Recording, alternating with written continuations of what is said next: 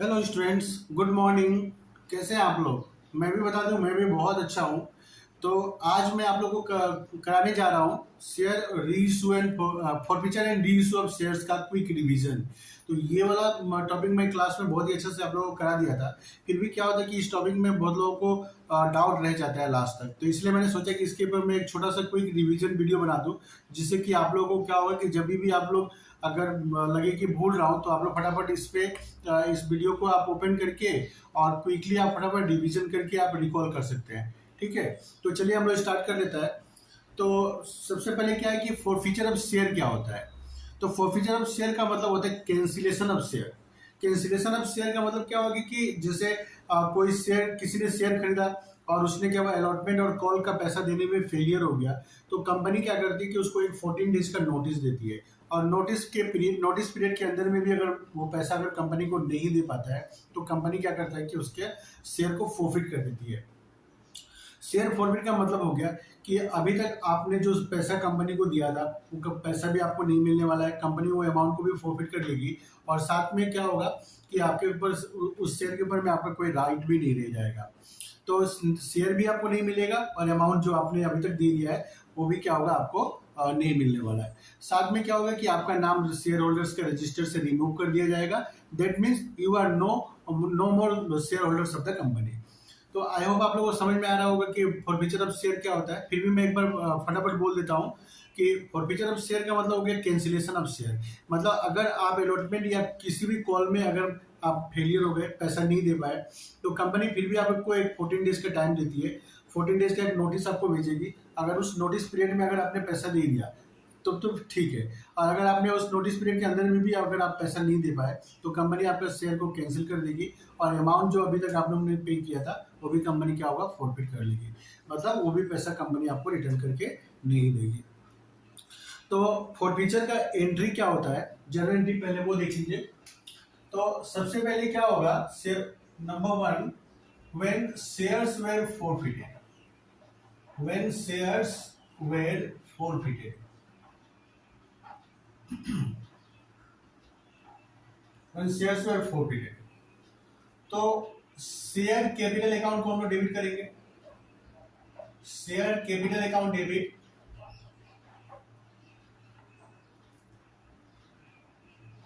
Securities premium account debit. Securities premium account debit, premium account debit to share allotment account, share allotment account to share first call account,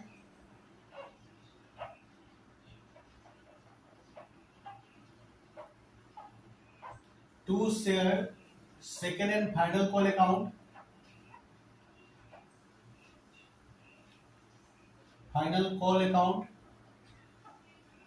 to share forfeited account, to share forfeited account. तो ये है general entry जब हम लोग share को forfeit करेंगे। तो सबसे पहले क्या होगा, शेयर कैपिटल अकाउंट डेबिट होगा। और शेयर कैपिटल अकाउंट कौन सा अमाउंट से डेबिट होता है, कॉल्ड अप अमाउंट से। कॉल्ड अप अमाउंट से हम लोग इसको डेबिट करेंगे। उसके बाद में सिक्योरिटीज प्रीमियम अकाउंट, तो सिक्योरिटीज प्रीमियम अकाउंट कब डेबिट होगा, if not received, if not received by company, if not received by company. तो अगर प्रीमियम का पैसा कंपनी को अगर नहीं मिला है तो ही सिक्योरिटीज प्रीमियम डेबिट होगा, अदरवाइज सिक्योरिटीज प्रीमियम को अपन डेबिट नहीं करेंगे। उसके बाद में शेयर अलॉटमेंट अकाउंट, मतलब जो जो अलॉटमेंट या कॉल में जिसमें जिसमें पैसा नहीं मिला वो सबको हम लोग क्रेडिट कर देंगे।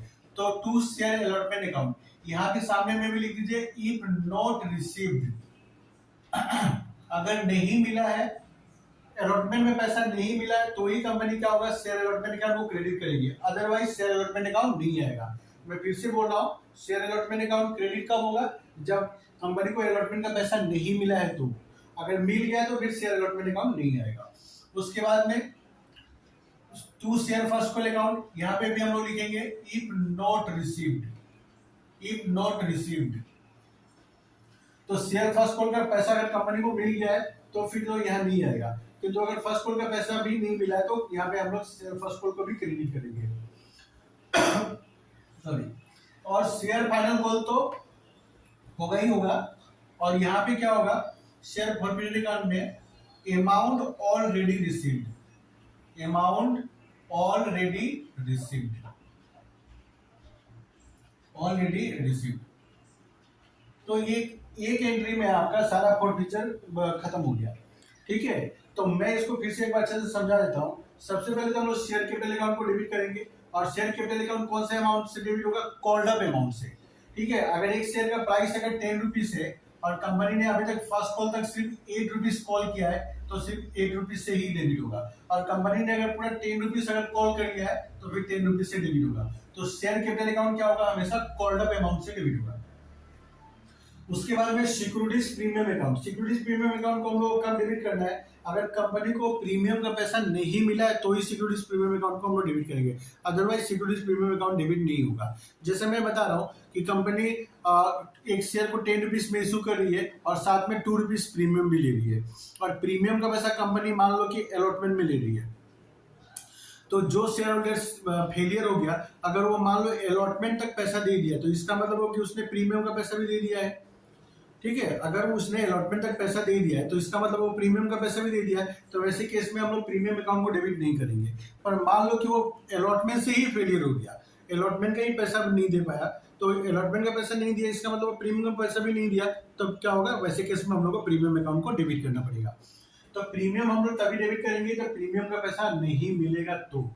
उसके बाद में to share allotment account, share allotment में अगर पैसा नहीं दिया है तो जितना नहीं मिला उतना से हम लोग क्रेडिट कर देंगे। फर्स्ट कॉल में जितना पैसा नहीं मिला उतना से हम लोग फर्स्ट कॉल को क्रेडिट कर देंगे, और सेकंड एंड फाइनल कॉल में जितना पैसा नहीं मिला उतना से सेकंड एंड फाइनल कॉल को क्रेडिट कर देंगे। और शेयर फॉरफिटेड अकाउंट में क्या होगा, जितना अमाउंट कंपनी को ऑलरेडी मिल गया है उतना से हम लोग क्या करेंगे, उसको क्रेडिट कर देंगे। अच्छा, और एक बात, हम लोग यहाँ पे share allotment, share first call और share second and final call की जगह में हम लोग कॉल्स इन एरियर भी लिख सकते हैं। इतना सारा नहीं लिख के कॉल्स इन एरियर भी लिखा जा सकता है। ठीक है, तो ये मैंने आप लोगों को क्लियर कर दिया। तो ये था आप लोगों का फॉरफिटेड का एंट्री। इसके बाद में शेयर फॉरफिट होने के बाद में कंपनी क्या करती है, तो जो शेयर कंपनी ने फॉरफिट किया उसको वापस पब्लिक में री इशू कर देती है। ठीक है, तो अभी हम लोग नेक्स्ट आप लोग लिखिए री इशू का entry.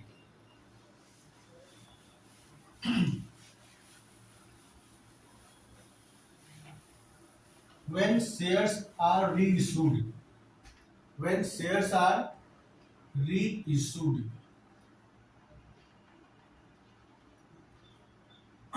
when forfeited shares, forfeited, when forfeited shares are reissued, reissued, तो इसमें एंट्री क्या होगा, तो सबसे पहले तो हम लोग बैंक को डेबिट करेंगे, bank account debit to share capital account, थोड़ा स्पेस छोड़ दीजिए फिर लिखिए to share capital account, share capital account, capital account.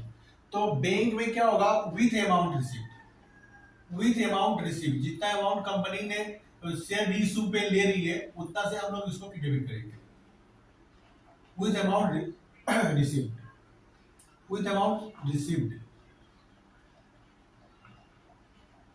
उसके बाद में शेयर कैपिटल अकाउंट कितना से क्रेडिट होगा, with called up amount, called up amount से हम लोग इसको क्रेडिट करेंगे।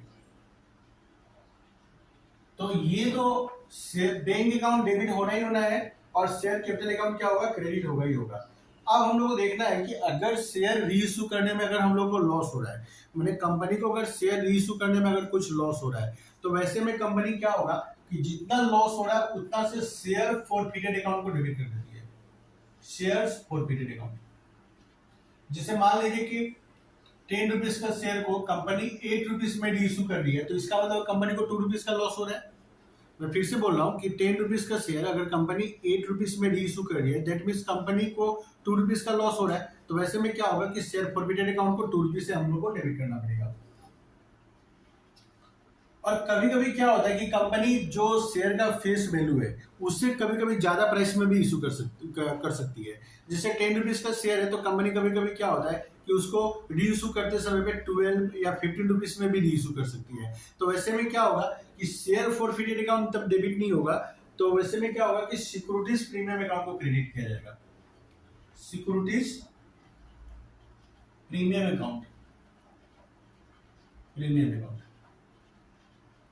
if reissued at premium, reissued at premium, reissued at premium, ठीक है। तो ये एंट्री मैं आप लोगों को फिर से समझा देता हूं। जैसे मैं एग्जांपल ले रहा हूं कि 10 रुपीज का शेयर था, 10 रुपीज का कंपनी उसको री इशू कर रही है 8 रुपीज में, री इशू कर रही है 8 रुपीज में, ठीक है। तो क्या होगा कि 8 रुपीज आ जाएगा बैंक में, 10 रुपीज का शेयर कंपनी ने 8 रुपीज में इशू किया ना, तो कंपनी का क्या होगा, 2 रुपीज का लॉस हो रहा है, तो ये लॉस कहां पे आ जाएगा, शेयर फॉरफिटेड अकाउंट में, और शेयर कैपिटल अकाउंट को हम लोग क्रेडिट कर देंगे 10 रुपीज से, ठीक है। और प्रीमियम नहीं आएगी क्योंकि प्रीमियम में तो इशू हो नहीं रहा है। अच्छा, अब दूसरा केस लेते हैं। तो दूसरा केस में कंपनी ने मान लीजिए कि 10 रुपीज को शेयर को 12 रुपीज में री इशू कर दिया, ठीक है। 10 रुपीज के शेयर को कंपनी ने 12 रुपीज में री इशू कर दिया। तो ऐसे में क्या है कि कंपनी को री इशू करने में से तो कोई लॉस हो नहीं रहा है। 10 रुपीज का शेयर को कंपनी 12 रुपीज में री इशू कर दी है, तो ऐसे में तो कंपनी को कोई लॉस हो नहीं रहा है। तो क्या होगा कि बैंक में आएगा 12 रुपीज, शेयर कैपिटल अकाउंट तो नॉमिनल वैल्यू 10 रुपीज से ही क्रेडिट होगा, और 2 रुपीज जो एक्स्ट्रा कंपनी ले रही है उसको हम लोग क्या बोलेंगे, प्रीमियम, तब प्रीमियम क्रेडिट हो जाएगा, और वैसे में शेयर फॉरफिटेड नहीं आएगा। तो अगर मैं इन शॉर्ट में एक बार फिर से बता देता हूं कि अगर 10 रुपीज का शेयर को कंपनी 10 रुपीज में रीइशू कर रही है, तो वैसे में कंपनी को ना प्रॉफिट हो रहा है ना लॉस हो रहा है। वैसे में क्या एंट्री होगा, bank account debit to share capital account. 10 rupees का शेयर कंपनी अगर 10 रुपीज में रीइशू कर रही है तो क्या होगा, bank account debit to share capital account, क्योंकि ऐसे में ना कंपनी को कोई प्रॉफिट हो रहा है ना लॉस हो रहा है। किंतु अगर 10 रुपीज का शेयर कंपनी अगर 8 रुपीज में रीइशू कर रही है तो ऐसे में कंपनी को 2 रुपीज का लॉस हो रहा है। तो ऐसे में क्या होगा, बैंक डेबिट होगा 8 रुपीज से, 2 रुपीज जो रीइशू करने में लॉस हुआ उससे हम लोग फॉरफिटेड अकाउंट को डेबिट कर देंगे, और शेयर कैपिटल अकाउंट 10 रुपीज से क्रेडिट हो जाएगा। और इसके रिवर्स, कंपनी अगर 10 रुपीज का शेयर को अगर 12 रुपीज में रीइशू कर रही है तो कंपनी को क्या हो रहा है, 2 रुपीज का प्रॉफिट हो रहा है। तो इस बार क्या होगा कि शेयर फॉरफिटेड अकाउंट डेबिट नहीं होगा, उसके बदले में क्या होगा, सिक्योरिटीज प्रीमियम अकाउंट क्रेडिट होगा, क्योंकि 10 रुपीज का कंपनी शेयर 12 रुपीज में रीइशू कर रही है, तो दैट मींस कंपनी को 2 रुपीज का प्रॉफिट हो रहा है, तो उसको हम लोग क्या बोलेंगे, सिक्योरिटीज प्रीमियम। तो सिक्योरिटीज प्रीमियम अकाउंट को हम लोग क्रेडिट कर देंगे। इसके बाद में और एक एंट्री हम लोग को करना पड़ता था, और एक एंट्री करना पड़ेगा हम लोग को। ये एंट्री नंबर 2 था, अभी एंट्री नंबर 3। तो कंपनी जब भी शेयर फॉरफिट करती है तो क्या होता है कि एक नया अकाउंट ओपन करती है जिसका नाम है शेयर फॉरफिटेड अकाउंट। तो बाद में जब अगर शेयर क्या होगा, रीइशू हो जाता है, तो शेयर फॉरफिटेड अकाउंट का काम क्या होता है, खत्म हो जाता है। तो ऐसे में क्या होता है कि शेयर फॉरफिटेड अकाउंट में जितना भी बैलेंस बचा हुआ रहता है, कंपनी उसको क्या होता है, कैपिटल रिजर्व में ट्रांसफर करके क्लोज कर देती है। तो क्या होगा, थर्ड एंट्री क्या होगा, when shares forfeited account close, when shares forfeited account closed and transferred to capital reserve account।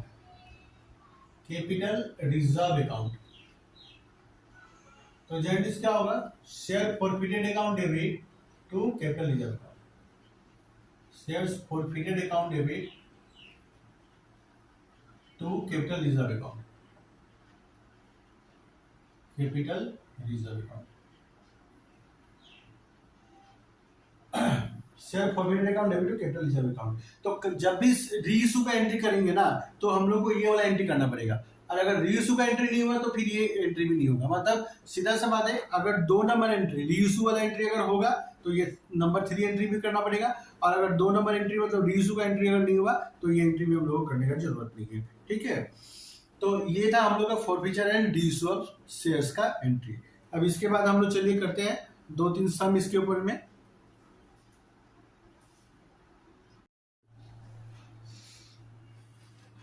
तो चलिए हम लोग ने एक क्वेश्चन ले लिया है।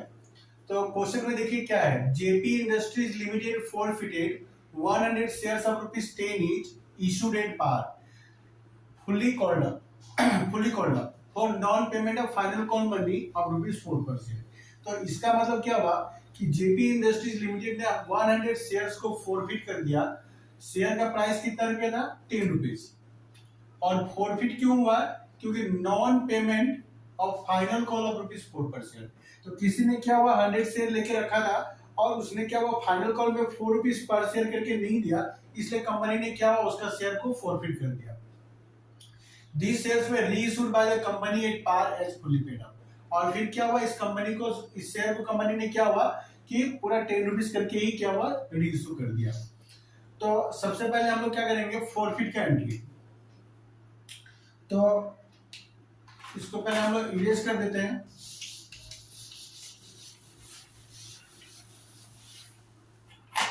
तो सबसे पहले लिखिए in the books of company,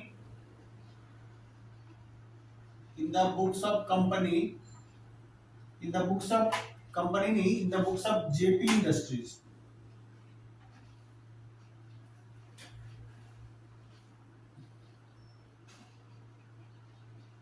journal entries.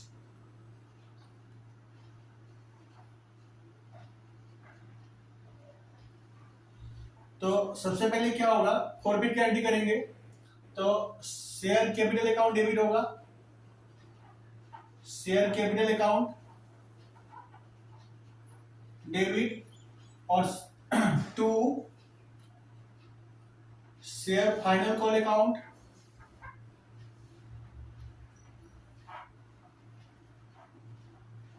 To share forfeited account,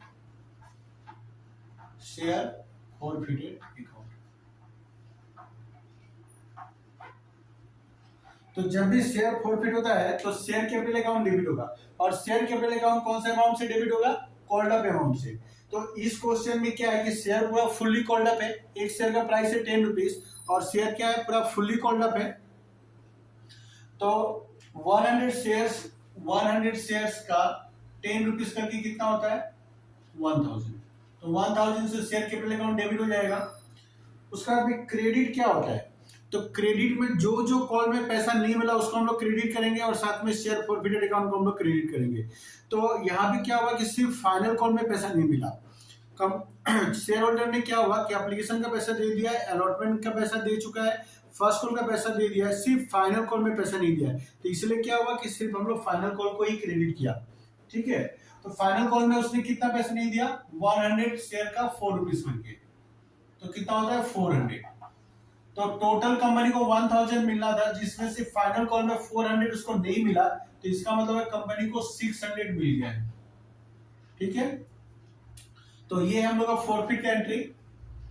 narration लिख देंगे हम लोग साथ में, being 100 shares were forfeited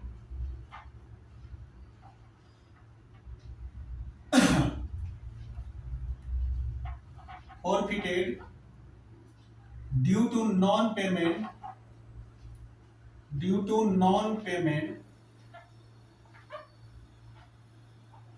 in final call as per board resolution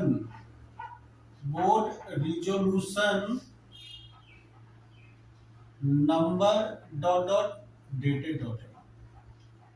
ठीक है, तो ये था हम लोग का फॉरफिट का एंट्री। उसके बाद में क्वेश्चन में क्या बोला है कि कंपनी ने पूरा 100 शेयर को रीइश्यू कर दिया है एट द रेट ऑफ ₹10 पर शेयर, मतलब कंपनी एट पार में ही रीइश्यू कर दिया। 10 रुपीज का शेयर को कंपनी ने क्या हुआ 10 रुपीज में ही रीइश्यू कर दिया। तो रीइश्यू का एंट्री क्या होगा,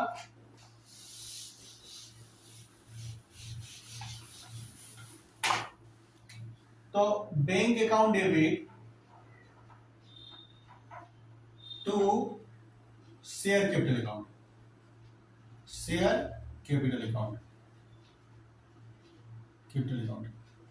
तो कितना है 100 शेयर है और एक शेयर का प्राइस कितना है 10 रुपीज 1000।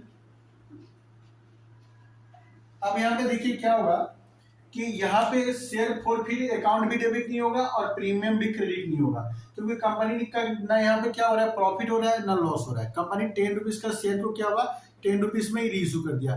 तो यहाँ पे ना शेयर फॉरफिटेड अकाउंट को हम लोग को डेबिट करना है, ना सिक्योरिटीज प्रीमियम को अकाउंट को क्रेडिट करना है। यहाँ पर बस सिंपल जनरल एंट्री क्या होगा, bank account debit to share capital account. Next हम लोग लिख देंगे being 100 forfeited shares were reissued at the rate of ₹10 per share as fully paid up.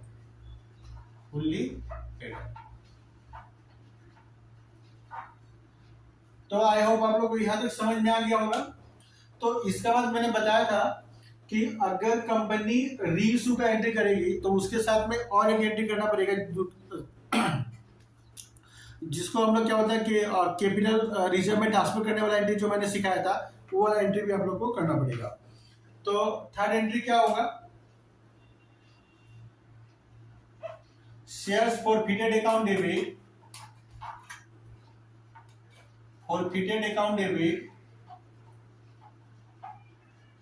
To capital reserve account.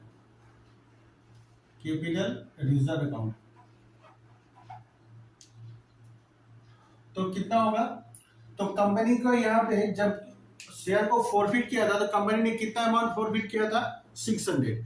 और रीइश्यू करते समय company को तो कोई लॉस हुआ नहीं, तो शेयर फॉरफिटेड अकाउंट में टोटल कितना है, फर्स्ट वाला एंट्री में देखिए शेयर फॉरफिटेड अकाउंट को हम लोग ने कितना से क्रेडिट किया है, 600 से। तो पूरा 600 से यहाँ 600 क्या होगा, कैपिटल रिजर्व अकाउंट में ट्रांसफर हो जाएगा 600।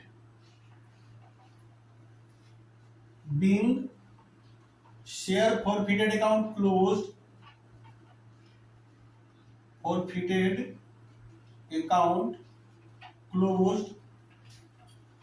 And transfer to capital reserve account.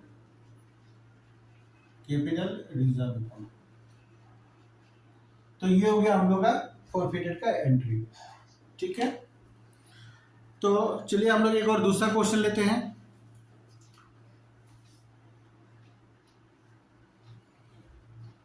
तो देखिए अभी हम लोग ने दूसरा क्वेश्चन ले लिया है, ठीक है। तो मैं जब वीडियो बनाता हूं तो बहुत लोग बोलते हैं कि सर आपका पूरा फेस दिखाई नहीं पड़ता है।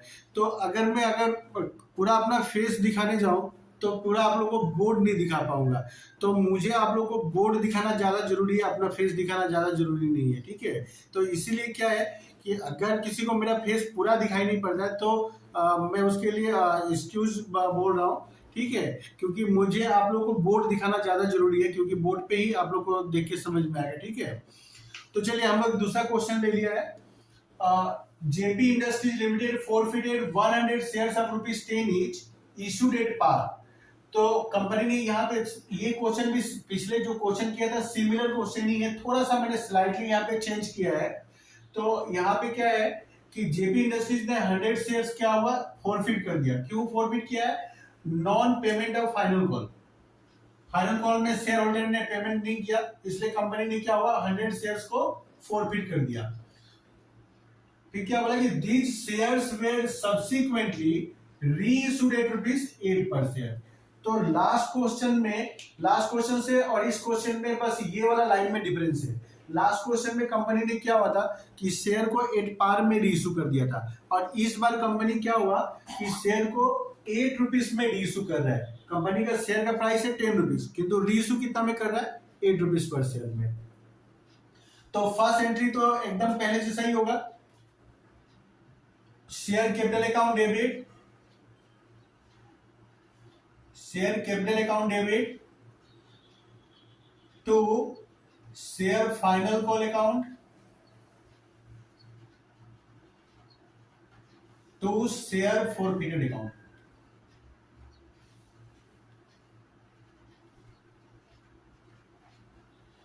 तो 100 शेयर्स इंटू 10 1000। फाइनल कॉल में उसने क्या हुआ 100 शेयर में 4 रुपीज करके पेमेंट नहीं किया, तो कंपनी को 400 नहीं मिला, और तो मिला कितना, माइनस कर देंगे तो निकल जाएगा। तो ये हो गया हम लोग का फॉरफिट एंट्री। ये एंट्री एकदम एग्जैक्ट सेम है जैसे हम लोग लास्ट क्वेश्चन में किया था।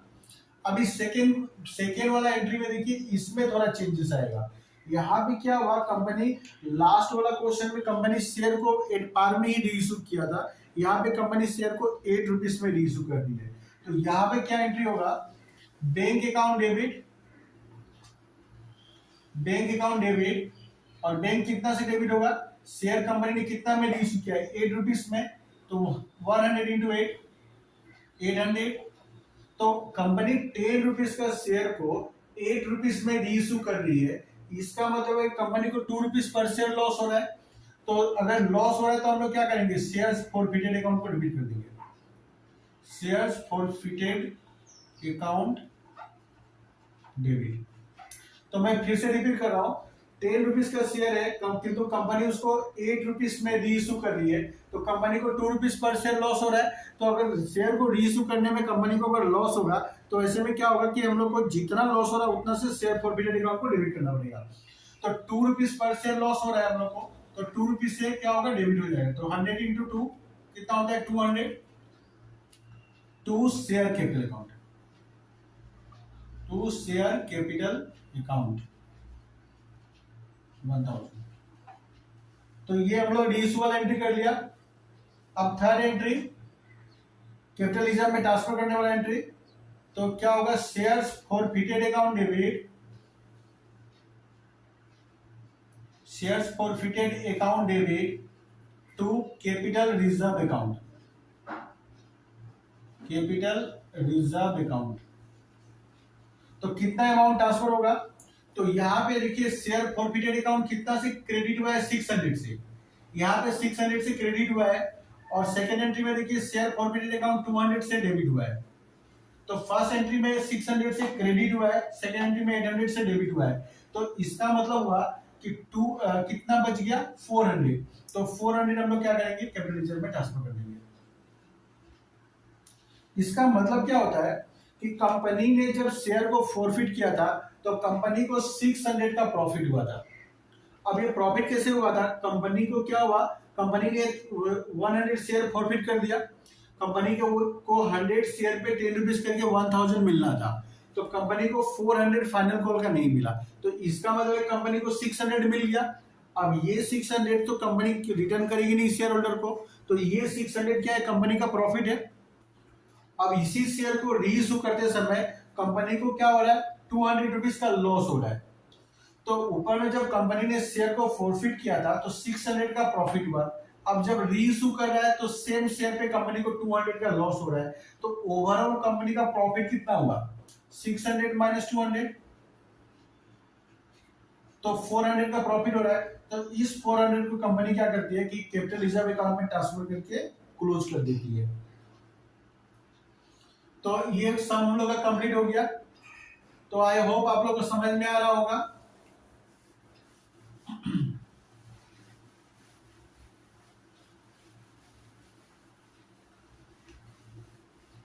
तो चलिए हम लोग एक और क्वेश्चन लेते हैं, ठीक है। तो वो क्वेश्चन भी क्या होगा कि इसके जैसा ही होगा, मैं उसमें स्लाइटली थोड़ा सा क्या होगा, मॉडिफाई करूंगा।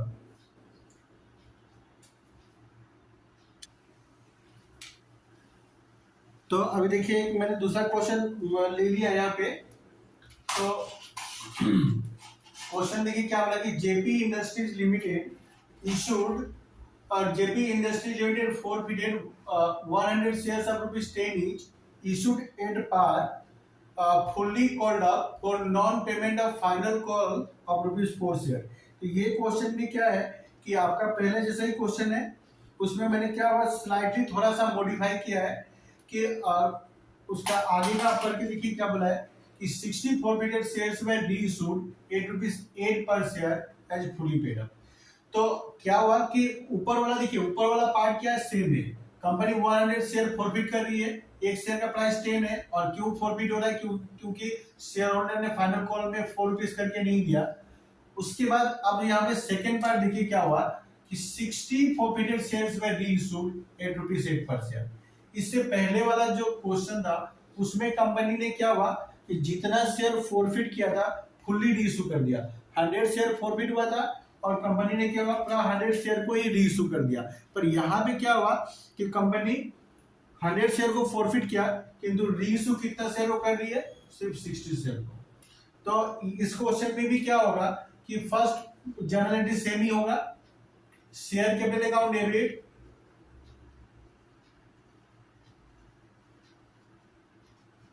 $1000 to share final call account. Final call में पैसा नहीं मिला इसलिए फाइनल कॉल को क्रेडिट कर देंगे 400 से। तो जो रिमेनिंग बच गया 600 वो क्या होगा, शेयर्स प्रॉफिटेड अकाउंट में आ जाएगा 600। तो ये हो गया हम लोग का फॉरफिट का एंट्री। अभी कंपनी ने क्या हुआ कि 60 शेयर को उसने रीइश्यू कर दिया, फॉरफिट किया था 100 किंतु रीइश्यू कितना हुआ, ओनली 60 शेयर। तो क्या एंट्री होगा, एंट्री में कोई चेंज होने वाला नहीं है, एंट्री वैसे ही होगा, bank account debit 60 into 8 rupees करके रीइश्यू कर दिए, तो कितना 480। शेयर्स फॉरफिटेड अकाउंट को डेबिट करेंगे क्योंकि कंपनी को 2 रुपीज का लॉस हो रहा है, shares forfeited account debit 100 into 2 200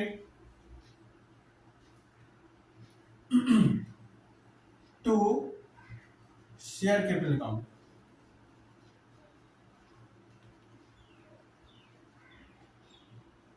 share capital account, तो शेयर कैपिटल अकाउंट में कितना आएगा, 60 इंटू 10, और यहाँ पे सॉरी यहाँ पे 60 इंटू 2 होगा, 60 इंटू 2 120, और यहाँ पे क्या होगा 60 into 10 600।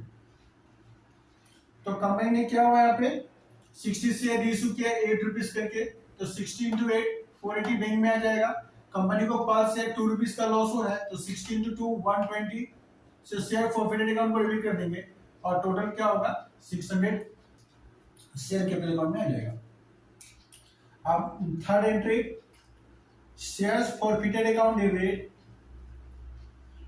Shares forfeited account debit to capital reserve account, capital reserve account. तो लास्ट क्वेश्चन में हम लोग ने क्या किया था, यहाँ पे शेयर फॉरफिटेड अकाउंट 600 से क्रेडिट था ना, और यहाँ पे 200 से डेबिट था। तो हम लोग ने दोनों का डिफरेंस जो निकला उसको हम लोग क्या हुआ, कैपिटल रिजर्व अकाउंट में ट्रांसफर कर दिया था।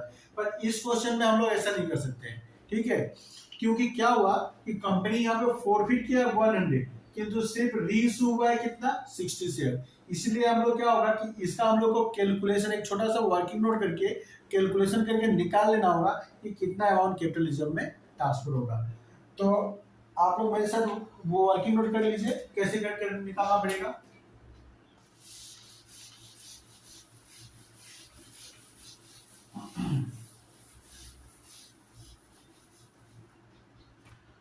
तो calculation of amount transfer to capital reserve account, amount transfer to capital reserve account.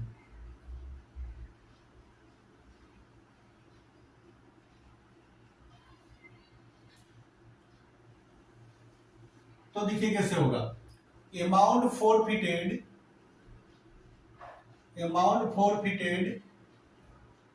On 100 shares, 100 shares पे कंपनी ने कितना अमाउंट फॉरफिट किया था 600।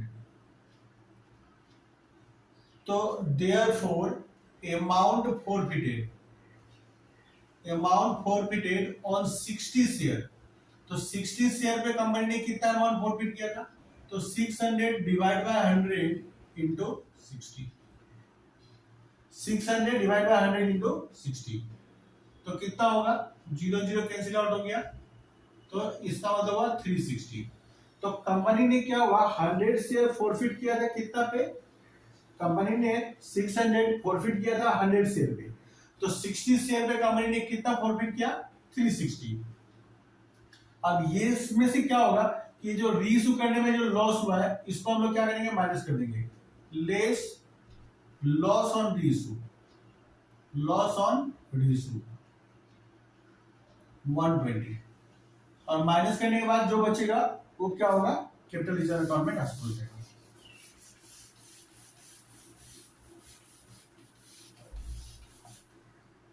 तो इसको माइनस करेंगे तो कितना आएगा 240, तो ये 240 क्या होगा हम लोग का कैपिटल रिजर्व अकाउंट में ट्रांसफर हो जाएगा। ठीक है, तो मैं इसको एक बार फिर से समझा देता हूं कि जब भी कंपनी शेयर पार्टली रीइशू करेगी ना, पार्टली रीइशू का मतलब है कि कंपनी ने शेयर फॉरफिट किया 100, किंतु रीइशू कितना कर रही है 60 शेयर। तो जब भी पार्टली शेयर रीइशू करेगी तो वैसे में क्या होगा कि हम लोग एक छोटा सा वर्किंग नोट करके कैलकुलेशन करके निकालना पड़ेगा कि कितना अमाउंट कैपिटल रिजर्व में ट्रांसफर होगा।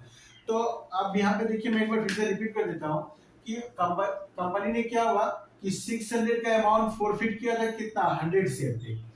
तो 60 शेयर पे कंपनी ने कितना फॉरफिट किया, 600 बाय 100 इंटू 60, तो कितना निकल गया 360। मैंने कंपनी ने यहाँ पे 60 शेयर पे 360 रुपीज फॉरफिट किया था। अब इसी 60 शेयर को रीइशू करते समय कंपनी को कितना का लॉस हुआ 120 का।